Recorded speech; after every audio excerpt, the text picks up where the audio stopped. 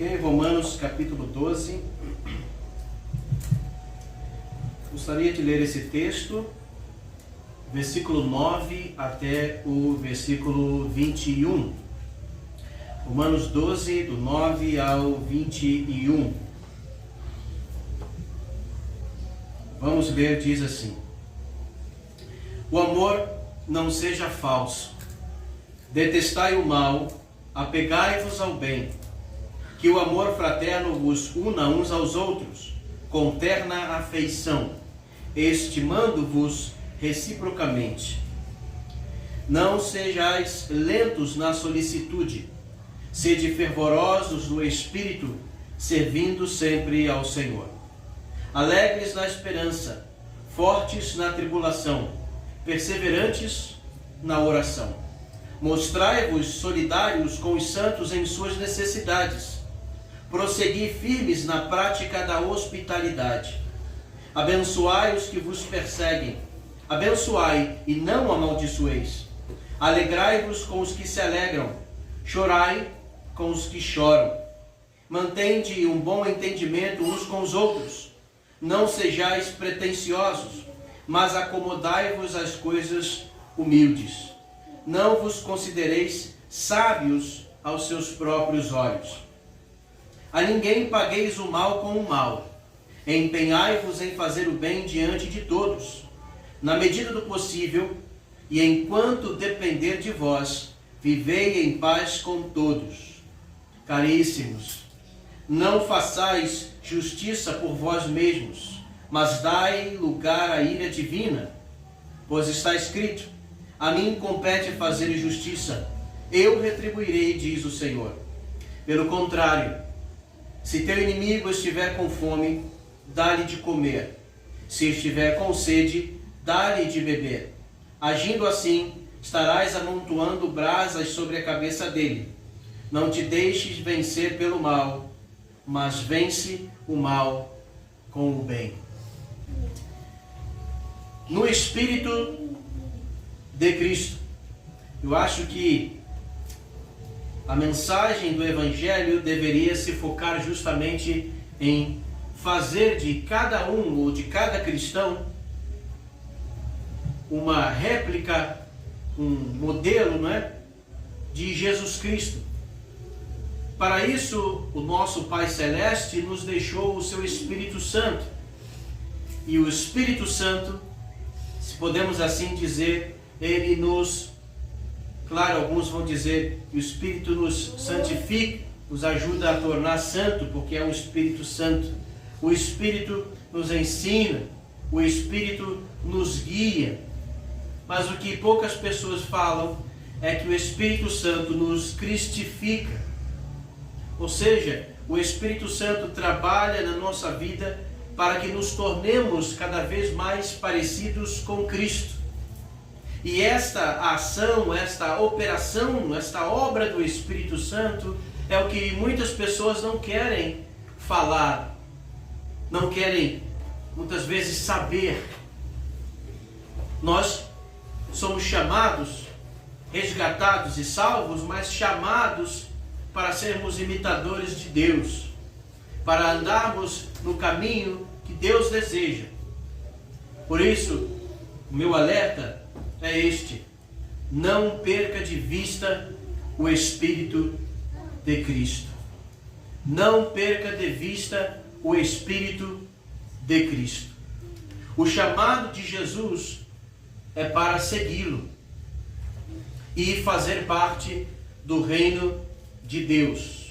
A obra de Jesus é para que nos tornemos seus discípulos, caminhando com Ele, seguindo e sendo parte do reino de Deus. Todas as outras coisas são secundárias e elas podem vir com o tempo, de acordo com as necessidades que Deus assim julgar. Mas o mais importante é que nos tornemos discípulos de Jesus e parte do reino de Deus. O ser igreja é consequência disso. Deixe-me abrir um parêntese para falar sobre isso. Muitas pessoas ficam procurando igreja ficam querendo fazer parte de uma igreja, e muitas vezes procuram a igreja onde elas se sentem bem ou que está de acordo com os seus anseios, e ficam procurando a igreja ou o que as igrejas estão oferecendo, e em muitos casos aquela igreja que oferecer o melhor no ponto de vista da pessoa, ela vai ficar. Mas nós não somos chamados a buscar igreja, nós somos chamados a buscar o reino de Deus. Jesus quem disse: buscai em primeiro lugar o reino de Deus. Igreja não se busca, a igreja se torna. E nós nos tornamos igreja a partir do momento que estamos no reino de Deus e que seguimos Jesus. Porque a igreja nada mais é do que se juntar, congregar, ter a companhia de outros discípulos de Jesus que também fazem parte do reino. Isso é ser igreja. Tem pessoas que querem buscar a igreja como um local onde elas vão ouvir música agradável, vão ouvir uma palavra estimulante, vão ter um tempo de convivência com outras pessoas, mas não necessariamente essas pessoas querem seguir Jesus. Não necessariamente elas querem fazer parte do reino de Deus. Mas o chamado de Jesus é: vinde após mim. Buscai o reino de Deus. Quando isso acontece e quando encontramos outras pessoas que estão nesse processo, então nos congregamos, nos reunimos, e aí então você tem uma igreja. Em Lucas capítulo 14, do versículo 25 ao 33, Jesus, sendo seguido por uma grande multidão, virando-se, ele fala sobre o preço do discipulado. E lá Jesus repete 3 vezes: quem não fizer isso não pode ser meu discípulo. Não pode ser meu discípulo. Não pode ser meu discípulo. Ele repete 3 vezes que quem não cumprir aquelas exigências não poderá ser discípulo de Jesus. Mas o homem, você sabe, transformou tudo isso numa crença, apenas numa simples crença, numa religiosidade, numa ideia ou em ritos. Pense dessa forma, acredite dessa forma, e aí está tudo bem, você já é um discípulo de Jesus, você já é parte do reino.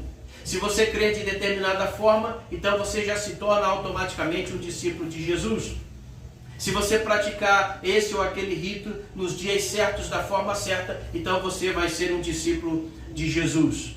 Os homens criaram isso porque isso é mais fácil para os homens, mas não é isso que os evangelhos, Mateus, Marcos, Lucas e João, e a mensagem de Jesus e dos seus apóstolos ensina.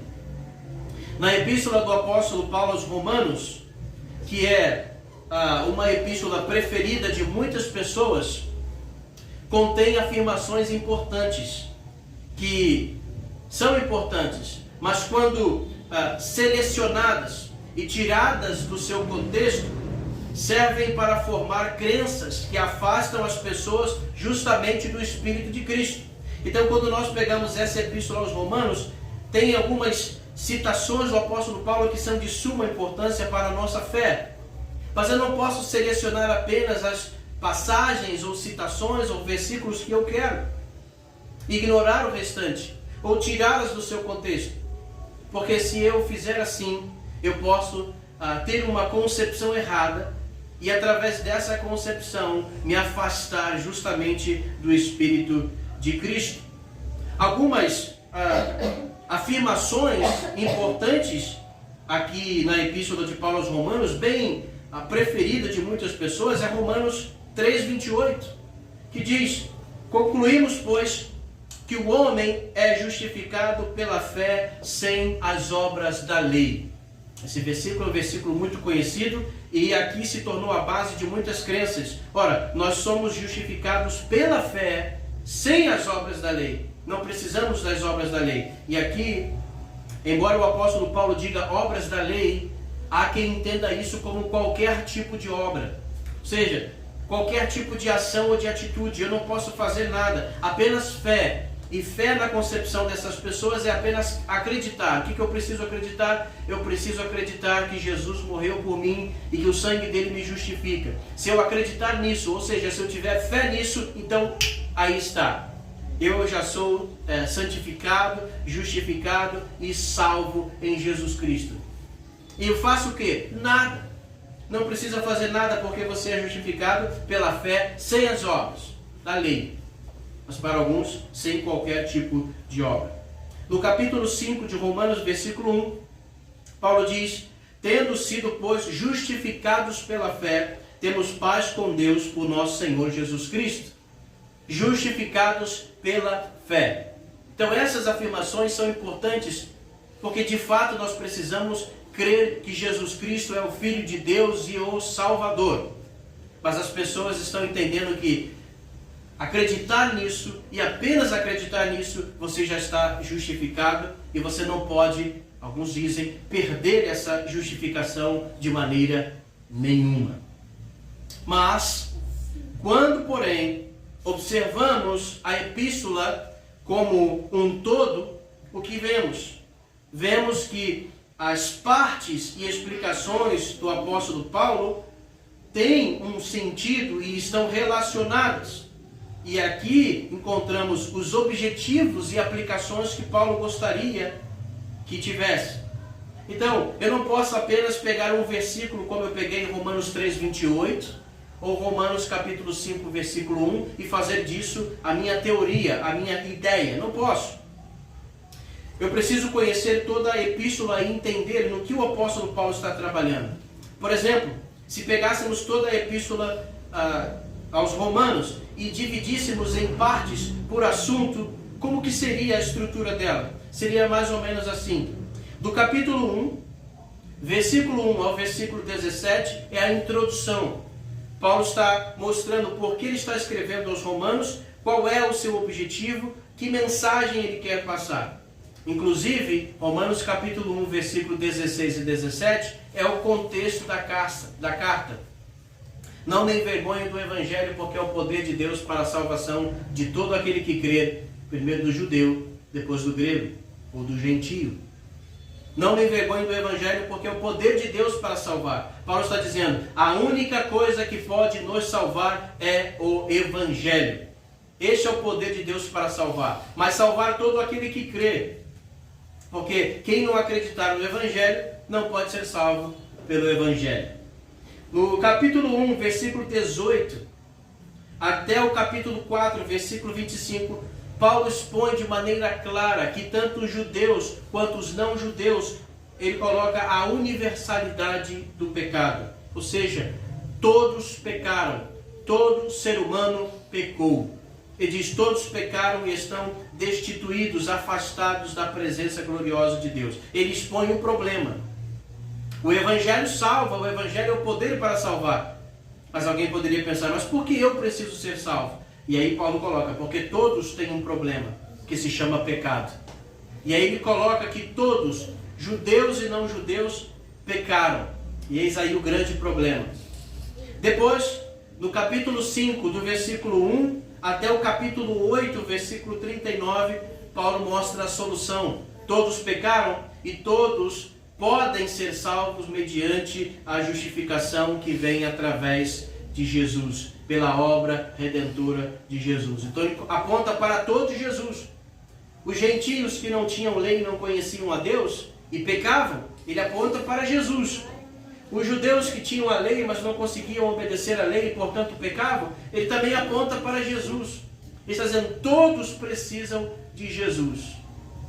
Depois, no capítulo 9, versículo 1, até o capítulo 11, vá prestando atenção, até o capítulo 11, versículo 36, Paulo começa a explicar a salvação relacionada aos judeus.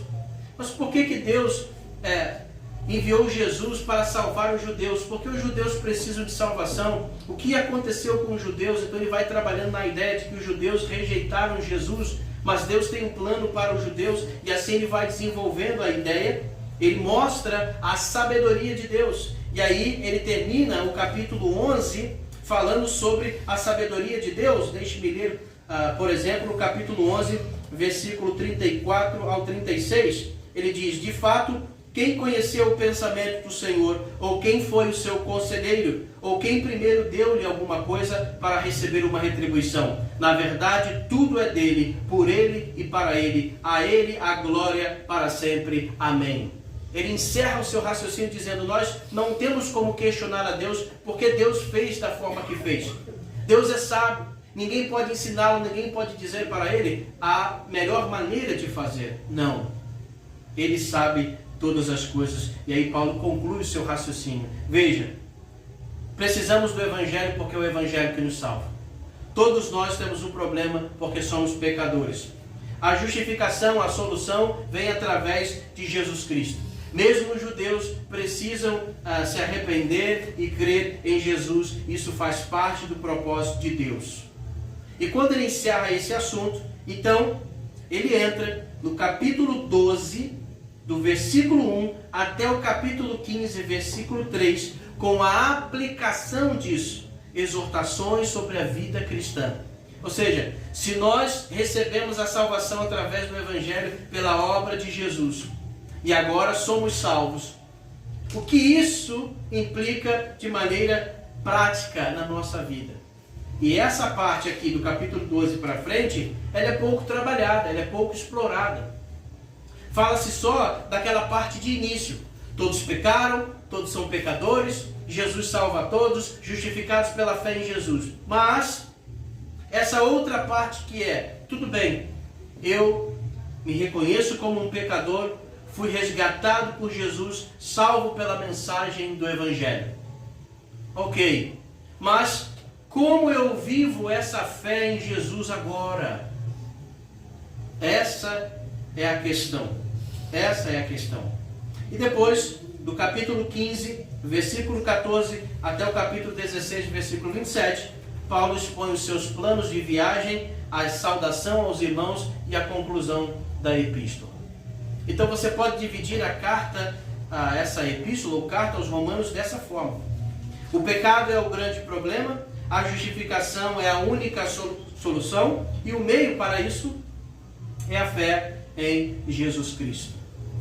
Todos pecaram, estão destituídos da glória de Deus, sendo reconciliados gratuitamente por Jesus Cristo.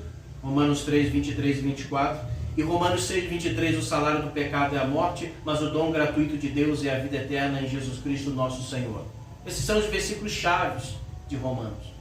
E nós devemos crer assim, porque essa é a fé. Pecamos e somos perdoados, salvos e reconciliados por meio de Jesus Cristo. É nisso que acreditamos. Não há problema nenhum com isso. Agora, a questão é, depois disso, porque eu tenho uma vida aqui na terra ainda. E como que eu vivo essa fé no meu dia a dia? Aí está a questão. Crer que eu sou um pecador resgatado e salvo por meio de Jesus Cristo, que a justificação vem pela fé, que o sangue de Jesus é que me purifica de todo pecado, o que isso afeta no meu dia a dia? O que isso afeta no meu relacionamento familiar? O que isso afeta no meu trabalho, na minha vizinhança, nos meus relacionamentos ou afazeres em geral? É isso que as pessoas não estão compreendendo. Estão brigando para saber o que é uma fé ortodoxa, uma fé correta. Não, correta é acreditar dessa forma. Não, correta é crer que Jesus é isso. Mas a minha pergunta é, o que isso afeta a sua vida? Alguns estão com medo de crer de maneira errada. Outros estão dizendo, não, essa é a maneira certa de crer. Quem não crê dessa forma está errado. Mas o que isso afeta? A mensagem do Evangelho é mais do que uma ideia que está na sua mente. É mais do que uma crença. A mensagem do Evangelho diz respeito a um estilo de vida. E esse estilo de vida é o estilo de Jesus Cristo. A questão está aí, deixe-me mostrá-la para vocês. Romanos capítulo 6, olha lá comigo. Só vou ler para pontuar um pouco a questão. Romanos capítulo 6. Vamos ver do versículo 1 a 4.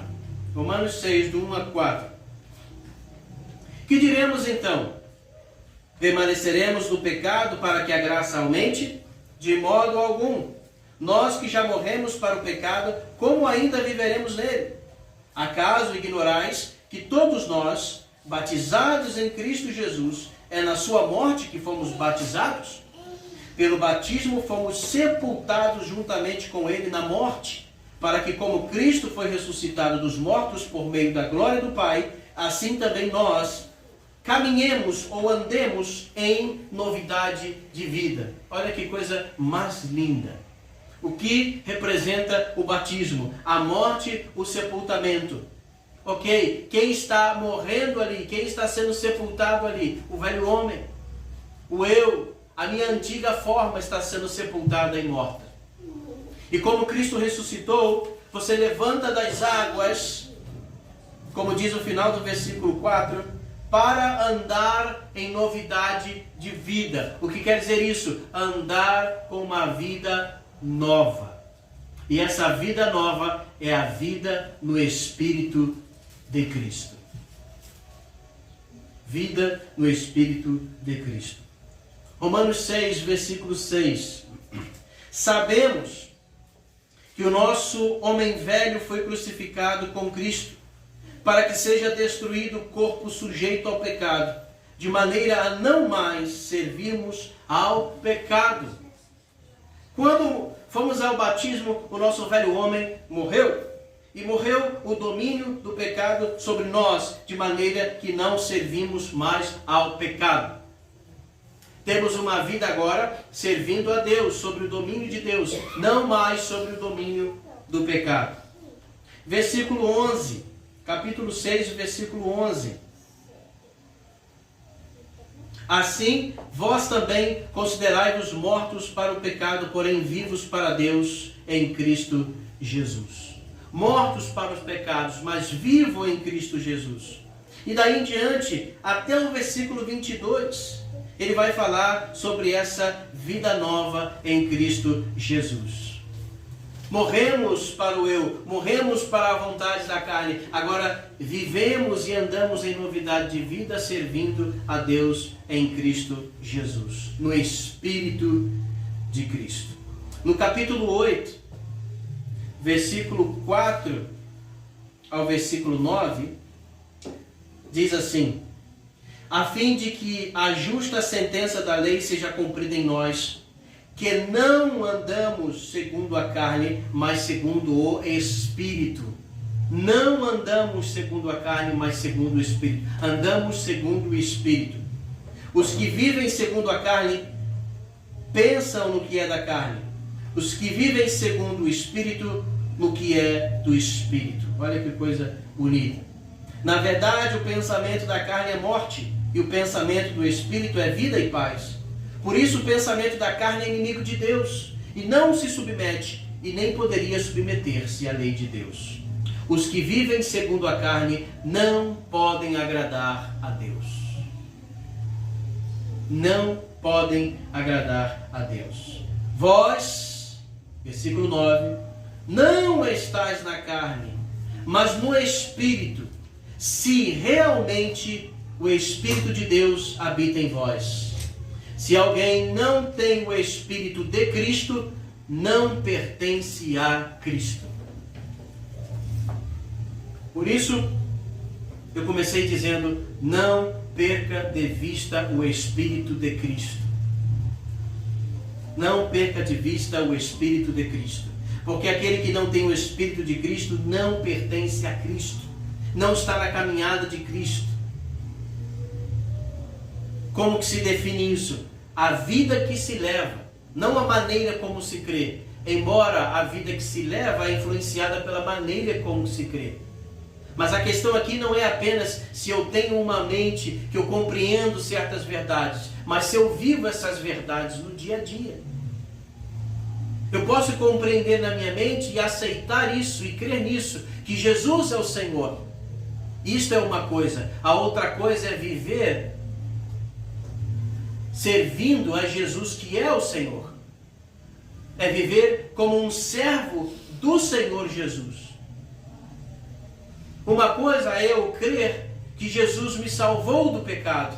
Outra coisa é eu viver a minha vida como sendo escravo do pecado, do qual eu não consigo me libertar.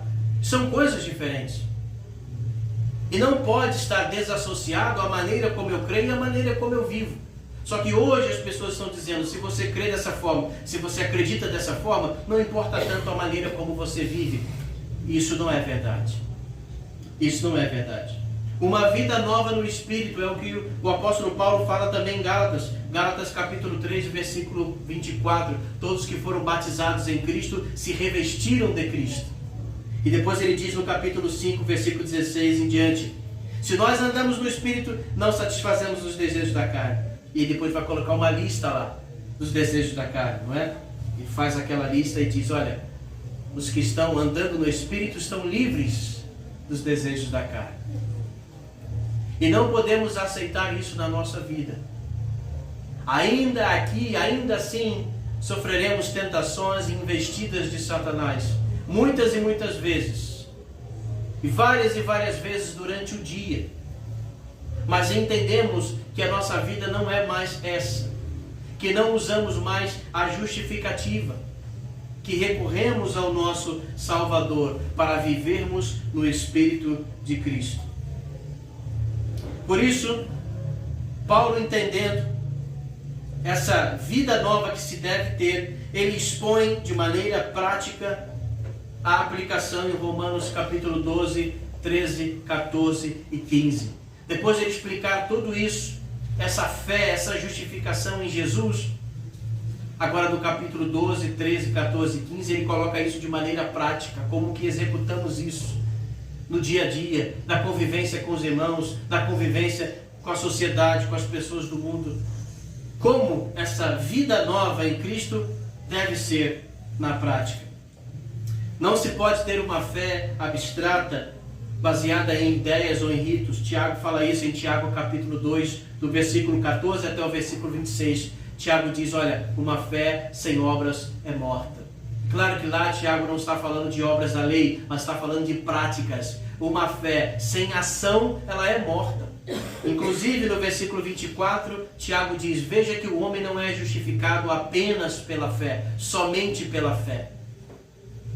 Ao contrário do que muitos querem dizer, que a justificação é somente pela fé, Tiago diz, não é somente pela fé. E em nenhum momento Paulo diz que é somente pela fé. Paulo diz que somos justificados pela fé, mas não somente pela fé. Tiago esclarece isso. Por quê? Porque Tiago diz, uma fé que não tem ações é uma fé morta. E muitas pessoas estão dizendo que tem uma fé, mas uma fé morta, uma fé que não pode demonstrar. Tiago disse, olha, não adianta você falar que tem fé, precisa mostrar sua fé. E ele dá alguns exemplos de como demonstrar essa fé na prática. Romanos capítulo 12, versículo 1 e 2, Paulo diz então, eu vos exorto, meus irmãos, que agora esse corpo que você tem, já que o velho homem morreu, a consciência caída foi entregue a Cristo, esse corpo agora ofereça a Deus como um sacrifício vivo. Este é o culto verdadeiro, o culto racional. Ofereça a Deus para servir a Deus. E aí no versículo 2 ele diz, não vos conformeis com este mundo, mas transformai-vos pela renovação da mente, para que possais distinguir o que é da vontade de Deus, o que é bom, agradável e perfeito. Ele diz, olha, você precisa ter a mente transformada, entregar o seu corpo para servir a Deus e ter a mente renovada, para que então você possa distinguir e saber o que é bom, o que é agradável, o que é perfeito segundo a visão de Deus. E é claro que Paulo não vai nos deixar sem uma ideia ou alguns exemplos do que é bom, agradável e perfeito diante de Deus. Claro que ele vai ser prático nisso aí. Portanto, esse é o nosso texto, do versículo 9 até o versículo 21 que lemos. Aqui está a maneira que devemos viver, que é boa, agradável e perfeita diante de Deus. Por isso, fez-se necessário essa explicação de Romanos para que entendamos onde Paulo quer chegar. E alguns param apenas nas sentenças de Paulo, mas sem entender o que isso leva na prática. Então, uma vez entendendo que vivemos uma vida nova em Cristo, que devemos viver essa vida nova com mente renovada, agora vamos fazer aquilo que é bom, agradável e perfeito a Deus. Porque se na nossa vida praticarmos o que é bom, agradável e perfeito a Deus, saberemos que estamos andando no Espírito de Cristo. De maneira prática, capítulo 12, versículo 9. O amor não seja falso, detestai o mal, apegai-vos ao bem. Outras versões dizem, o amor seja sem hipocrisia. Outros, o amor seja não fingido ou sem fingimento. O que ele quer dizer? Quando amamos, deve ser um amor verdadeiro. Se eu não o tenho, eu devo buscar ter um amor verdadeiro. E se eu não tenho, eu devo declarar que ainda não tenho esse amor. Mas jamais amar quem quer que seja de maneira falsa. Porque isso não é bom e nem agradável diante de Deus. Nisso não se manifesta o Espírito de Cristo, amar as pessoas com falsidade. Você sabe disso, é aquele famoso tapinha nas costas. Quando as pessoas estão ali falando que gostam de você na sua frente. Não pode ser assim, em lugar nenhum, de maneira nenhuma. Não posso detestar ninguém. Se algo eu devo detestar, ele diz, o mal. Odiai o mal, detestai o mal. Mas o bem, aquilo que faz parte do bem, eu devo me apegar a isso. Tudo aquilo que tem aparência do mal, eu devo fugir, abandonar, querer distância. Esse amor verdadeiro não fingido é aquele amor de 1 Coríntios capítulo 13. Um amor sem fingimento, um amor verdadeiro. E claro, quem ama verdadeiramente sofre. Por que muitos não gostam de amar de verdade? Porque o amor verdadeiro vai sofrer. Então você finge que ama, que é para não ter de sofrer depois. E você tem a consciência, ainda bem que eu não depositei, digamos assim, todo o meu amor. Porque eu sabia que essa pessoa poderia até não valorizar o meu amor. Então, poupou-se o amor. Paulo vai dizer, não devais nada a ninguém a não ser o amor. Então não podemos ficar devendo o amor para ninguém. Devemos amar as pessoas com todo o nosso amor, especialmente aqui os irmãos. Versículo 10. Que esse amor fraterno vos una uns aos outros com terna afeição, estimando-vos reciprocamente. Outras versões dizem no lugar de estimando-vos, honrando uns aos outros, ou reciprocamente. Assim como eu gostaria de honra, de respeito e de reconhecimento, eu devo também respeitar o outro, honrar e reconhecer aquilo que o outro está fazendo de bom. Assim como eu gostaria de ser tratado bem, eu devo tratar o outro bem. Aqui está. Aqui está. Versículo 11. Não sejais lentos na solicitude, sede fervorosos no Espírito, servindo sempre ao Senhor. Naquilo que é a prestação de serviço, eu não posso ser lento ou vagaroso. Ou seja, para receber ajuda, eu tenho os braços abertos. Para ajudar, eu tenho os braços fechados. Eu sou muito lento para fazer o bem a outro, mas eu sou muito ávido para exigir o bem do outro. Nisso não se manifesta o Espírito de Cristo. Devemos ser zelosos na prática do bem. Fervorosos no Espírito, em tudo que nós fazemos, ter o fervor. Longe de nós o desânimo, a prostração. Não, temos o fervor de servir a Deus e de fazer as coisas que Deus deseja. E ele diz ainda, servindo sempre ao Senhor. Sempre. Porque nós somos servos e estamos a serviço do nosso Deus. Sempre. Não sirvo ao Senhor quando eu tenho vontade, quando eu quero ou quando eu tenho tempo. Eu sirvo ao Senhor sempre. Com fervor e com zelo. Versículo 12. Alegres na esperança, fortes na tribulação, perseverantes na oração, ou pacientes na oração. Veja, alegres na esperança. Que esperança é essa? A esperança de estar com Deus e com Cristo Jesus. A esperança da vida eterna me faz levantar todos os dias. e viver mais uma vez de maneira intensa para Deus. As coisas do lado de fora podem estar despencando, valores podem estar despencando, pessoas podem estar decepcionando, situações mais frustrantes que seja. Eu sempre me levanto alegre. Qual que é o motivo? Esperança em Deus. Claro, nós como seres humanos, às vezes levantamos com aquela esperança de dias melhores. Eu tenho esperança de dias melhores. Não, a minha esperança é mesmo se não houver dias melhores. Porque eu vivo na esperança de um dia. Não são os dias melhores, mas um dia. Tudo isso há de passar. E só uma coisa permanecerá. E essa esperança que nós temos de ficar com Deus quando tudo mais passar. Notícias ruins, as coisas estão ruins, tudo está ruim. Isso teria o poder de roubar a minha felicidade se eu deixasse.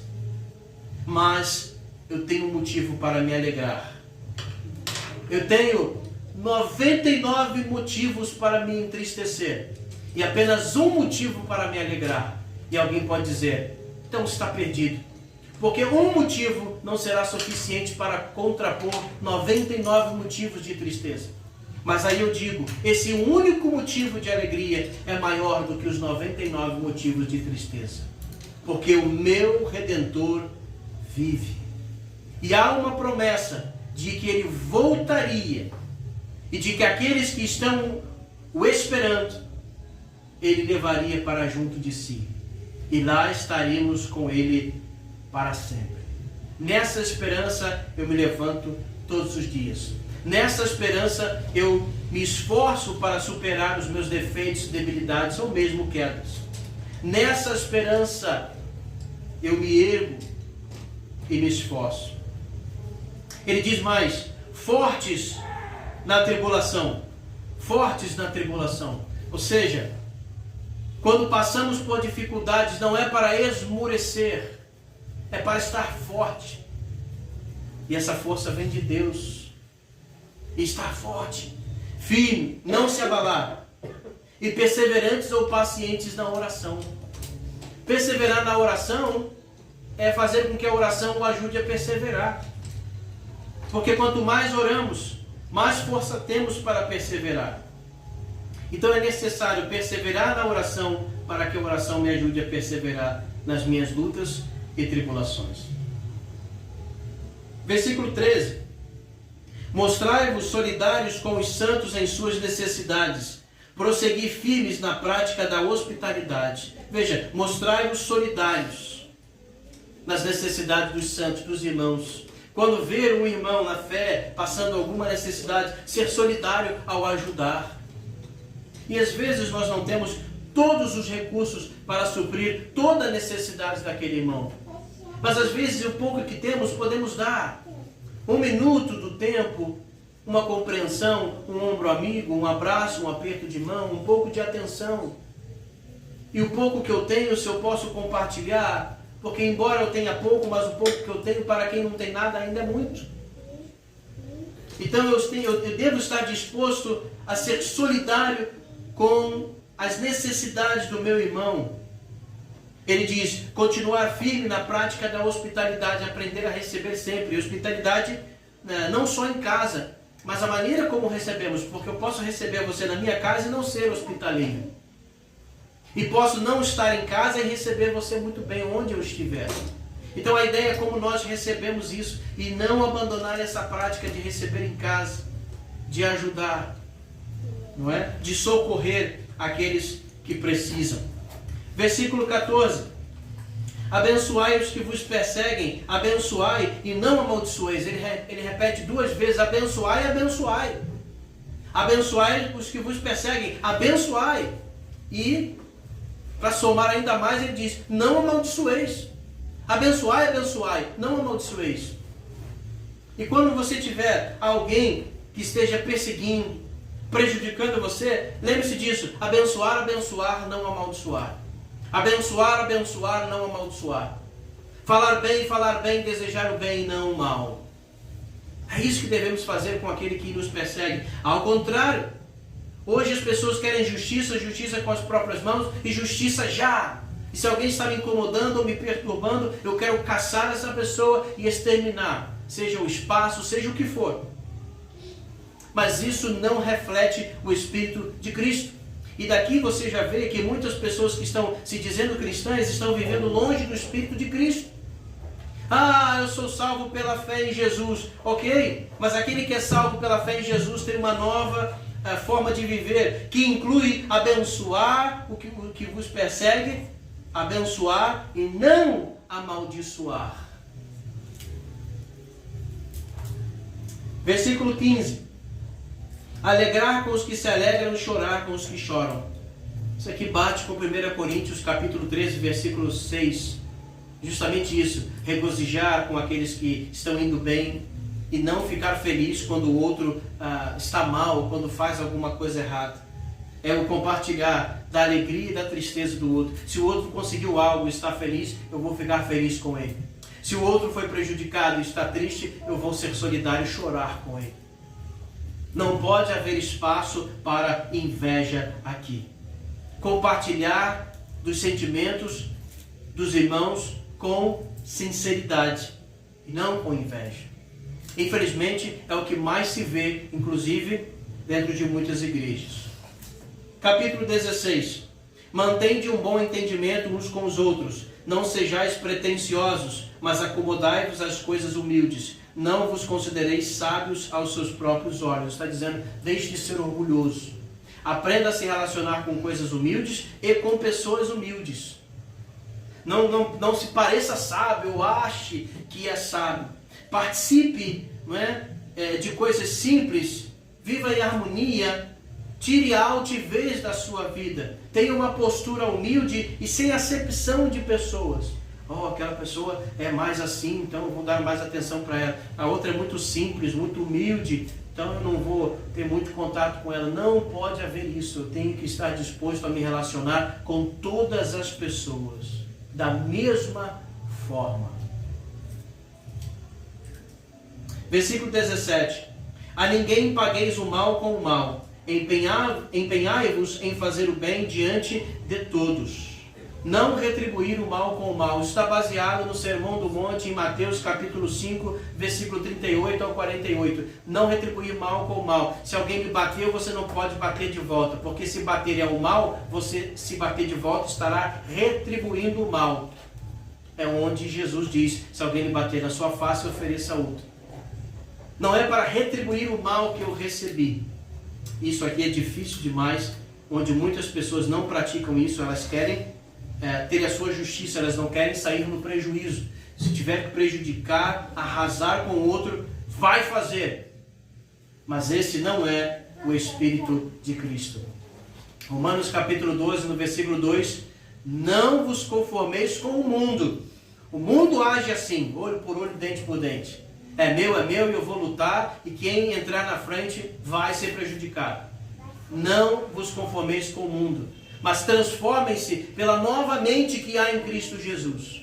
Não é para fazer como o mundo faz, é para sermos diferentes, pois este é o Espírito de Cristo. Fazer o bem diante de todas as pessoas. O bem tem que ser praticado diante de todas as pessoas. Versículo 18. Na medida do possível e enquanto depender de vós, viver em paz com todos os homens. Na medida do possível, enquanto depender de vós, porque às vezes você pode buscar a reconciliação e a paz, e a outra pessoa pode dizer, eu não quero reconciliação, eu não quero paz, eu não quero assunto, eu não quero perdoar. Tudo bem, já não depende mais de você, você fez a sua parte. Se a pessoa está aberta à reconciliação, vamos reconciliar. Mas se ela não quer, eu não vou odiá-la nem nada, estarei aqui. Mas se depender de mim, o cristão sempre busca a reconciliação. O cristão nunca busca o problema. O cristão sempre busca consertar as coisas. Sempre unir, nunca dividir. Buscar a paz com todos. Hebreus fala isso, segui a paz com todos e a santificação, sem a qual ninguém verá o Senhor. Versículo 19. Caríssimos, não façais justiça por vós mesmos, mas dai lugar à ira divina, pois está escrito: a mim compete fazer a justiça, eu retribuirei, diz o Senhor. Não fazemos justiça por conta própria, não há espaço para vingança no coração do discípulo de Jesus. O mal, a injúria, aquilo que foi feito de errado, entregamos o julgamento na mão de Deus. Inclusive oramos, Jesus disse: orar pelos que perseguem e fazem mal. Entregamos na mão de Deus e oramos por essas pessoas. A vingança, o juízo, é de Deus, não de nós. Ele não nos deu autorização para fazer esse tipo de juízo, de executar essa sentença. Versículo 20. Ao contrário disso, se teu inimigo estiver com fome, dá-lhe de comer. Se estiver com sede, dá-lhe de beber. Agindo assim, estarás amontoando brasas sobre a cabeça dele. Se é difícil dar de comer a um amigo que tem fome e de beber a um conhecido que tem sede, quanto mais a um inimigo. Se nós não estamos nem acostumando a ajudar pessoas conhecidas que padecem necessidade, como estaremos prontos a ajudar um inimigo? Aí mesmo que pessoas vão dizer que morra de fome, que morra de sede, eu não vou ajudar. Mas Paulo está dizendo aqui, não buscamos a vingança. Pelo contrário, se ele precisar, eu vou ajudá-lo. Ah, mas agindo assim eu vou ser otário. Não, agindo assim você estará no Espírito de Cristo. Quem enxerga de forma diferente disso, ainda não teve a mente renovada em Cristo Jesus. Ainda está se amoldando ao mundo. Versículo 21. Fazemos tudo isso para que não nos deixemos vencer pelo mal, mas vencer o mal com o bem. A única maneira de vencer o mal é aplicar o bem. Se vamos aplicar o mal no mal que já foi feito, o mal cresce 2 vezes. Mal com mal, 2 mal. A única coisa capaz de apagar o mal é o bem.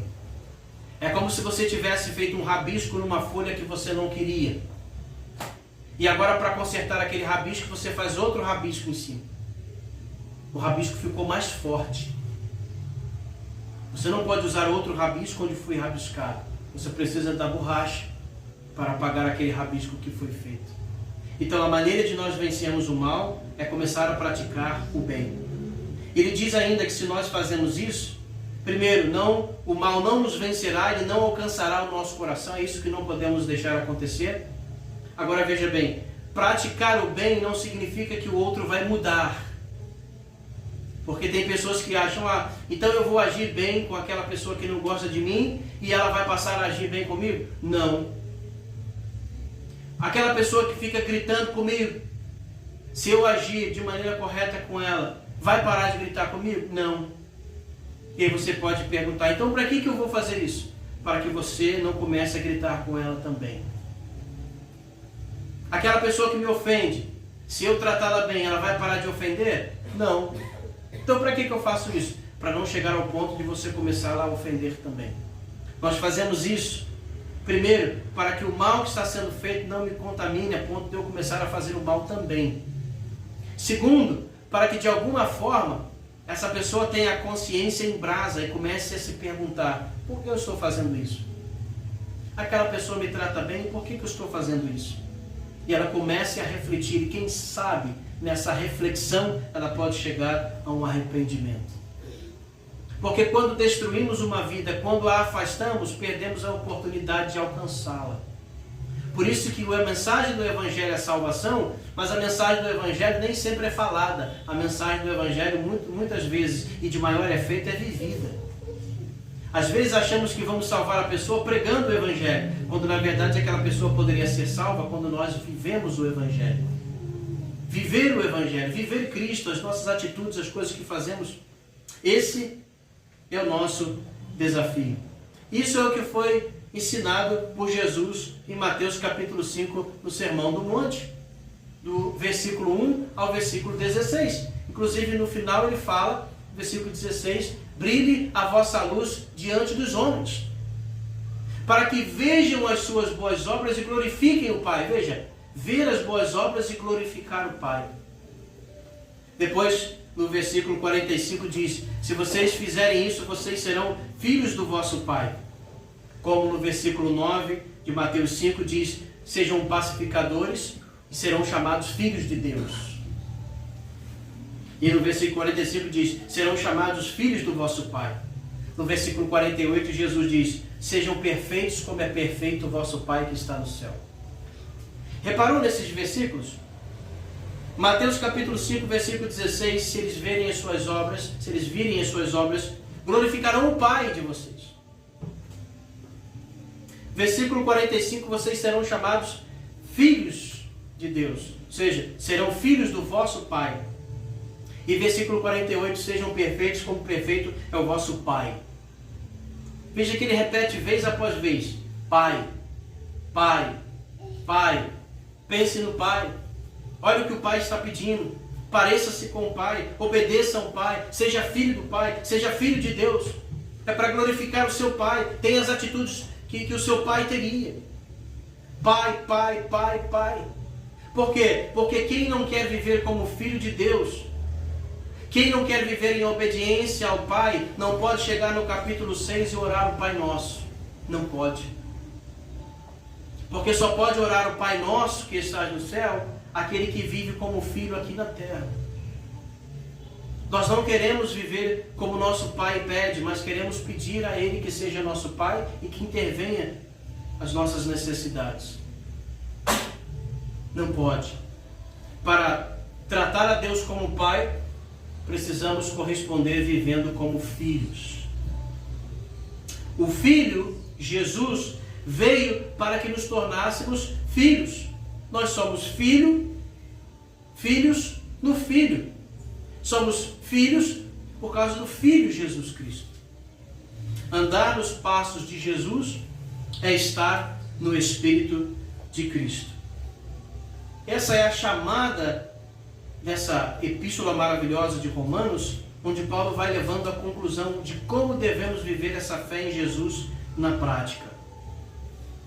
Meus irmãos, é mais do que uma confissão, é mais do que uma ideia, do que uma crença, é mais do que ritos, é mais do que religião, é mais do que culto, é mais do que sentimentos. Estamos falando de uma vida nos passos de Jesus. Isso faz toda a diferença. Ritos nós temos variados, culto nós temos um monte, ideias mil, ideologias, crenças, então, infindáveis. Isso não é o que está faltando no nosso país, na nossa cidade, no nosso mundo. O que está faltando são pessoas que vivem na prática a fé que dizem ter em Jesus. Isso é o que está faltando. Viver como Cristo deseja que vivamos. Não se amolde ao mundo. Transforme a sua mente, transforme-se pela renovação da sua mente, para que você saiba o que é bom, agradável e perfeito a Deus. O chamado, nós sabemos, é para todos, mas a decisão é pessoal, bem como a caminhada. O que eu quero dizer com isso? Que Deus está chamando todas as pessoas de igual forma. Assim como Deus está chamando você, está chamando o outro, está chamando a todos. Como chamou no passado, está chamando no presente, chamará no futuro. Deus está chamando a todos. Agora, a decisão ela deve ser pessoal. Eu não posso decidir se o outro também decidir. Se outros decidirem, então eu vou decidir viver assim também. Não, a decisão ela é individual, ela é pessoal. Bem como a caminhada. E quem vai caminhar comigo? Quem vai viver dessa forma também? Por enquanto ninguém. Então eu também não vou. Não, a decisão ela é pessoal, a caminhada também é pessoal. Se outros não estão fazendo, Deus está nos chamando para fazer. Não olhamos para os outros, olhamos para Deus. Olhamos para Cristo. Não olhamos para aquela multidão que virou as costas e abandonou Jesus. Olhamos para o convite de Jesus, para a sua mão estendida para nós, não para a multidão que se afasta, mas para aquele Senhor que está nos convidando. É para Ele que nós devemos caminhar. Ouça a voz de Jesus através da mensagem do Evangelho. E escute esse apelo. Não perca de vista o Espírito de Cristo.